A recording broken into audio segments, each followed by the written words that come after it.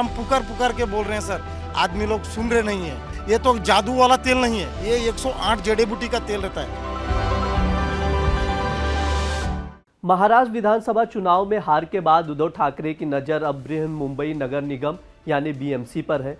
BMC को शिवसेना का गढ़ माना जाता है। उद्धव ठाकरे की कोशिश यहां अपनी राजनीतिक पकड़ मजबूत करने की है। बीएमसी पर काबिज रहकर उद्धव ठाकरे ये सुनिश्चित करना चाहते हैं कि उनकी पार्टी की राजनीतिक पहचान और महाराष्ट्र में हिंदुत्व की लड़ाई बरकरार रहे। शिवसेना का इतिहास बीएमसी से जुड़ा हुआ है। 1966 में स्थापित शिवसेना ने पहली बार बीएमसी में 1968 में जीत हासिल की थी। 1971 में पार्टी के एच गुप्ता को मुंबई का मेयर चुना गया और इसके बाद शिवसेना ने लगातार बीएमसी में अपनी सत्ता बनाए रखी। 1985 से 1992 तक शिवसेना के ही मेयर बनते रहे। हालांकि छगन भुजबल की बगावत के बाद कांग्रेस ने 3 साल तक मेयर बनाए, लेकिन बाला साहेब ठाकरे की रणनीति ने फिर से बीएमसी की सत्ता शिवसेना के पक्ष में ला दी। 1996 में शिवसेना के मिलिंद वैद्य को बीएमसी का मेयर चुना गया और तब से पार्टी ने निरंतर इस सीट पर कब्जा बनाए रखा। 15 सालों तक कांग्रेस और एनसीपी की गठबंधन सरकार के बावजूद शिवसेना ने बीएमसी की सत्ता से कभी हाथ नहीं खींचा।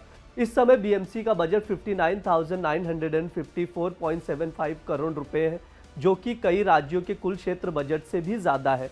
उद्धव ठाकरे बीएमसी चुनाव में अपनी स्थिति मजबूत करने के लिए हिंदुत्व के मुद्दे को और धार देने की कोशिश कर रहे हैं।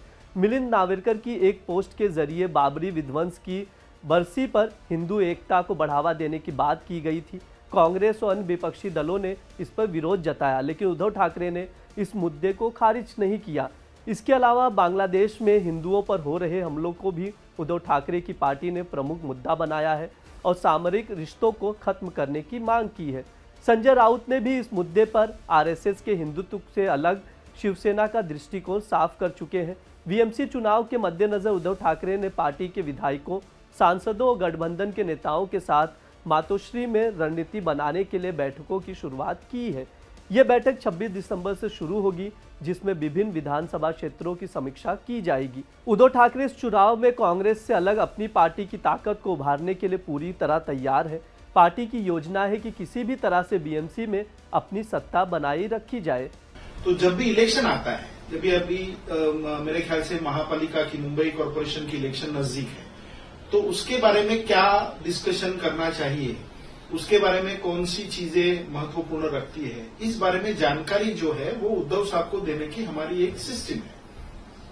उस सिस्टम में उद्धव साहब हमारे कुछ निरीक्षक वहां पे गट प्रमुख के साथ बात करने के लिए, उनकी जो अलग अलग चीजें हैं, उनका क्या कहना है, वो जानने के लिए उनके पास निरीक्षकों को भेजा जाता है। अब ये पार्टी का अंदरूनी मामला है, ये हमारी हायरार्की है, सिस्टम है, और ये आज से नहीं कई सालों से चली आ रही है। बाला साहब ने इसकी नींव रखी थी और बाला साहब के जिस तरह से बाला साहब काम करते थे उसी तरह से उद्धव साहब काम कर रहे हैं, उसी तरह से आदित्य साहब काम कर रहे हैं। तो ये जो गट प्रमुख होते हैं वो बताते हैं कि उनकी राय क्या है, क्योंकि वो वहां पे रहते हैं। लोकल लोग क्या कहते हैं, उनका क्या कहना है, इस बारे में जो राय है वो गट प्रमुख रखते हैं। तो वो राय जानने के लिए हमारे साहब ने निरीक्षकों को भेजा था। उन निरीक्षकों ने गट प्रमुखों की बात जो है, जो वहां पे कॉर्पोरेशन में जो अलग अलग प्रभाग होते हैं उसमें काम करते हैं, उनकी बात समझ ली। वो बात उद्धव साहब के सामने रखी। अब उसके बारे में उद्धव साहब विचार विनिमय करेंगे और उसके बाद निर्णय होगा। अभी हम महापालिका के इलेक्शन के एजेंडे पे काम कर रहे हैं और हम पूरे महाराष्ट्र में जितने भी कॉर्पोरेशन, 29 कॉर्पोरेशन है जिनकी इलेक्शन हुई नहीं है, तो ये इलेक्शन अभी होनी चाहिए, होगी ऐसे लग रहा है, तो हम उस पर काम कर रहे हैं।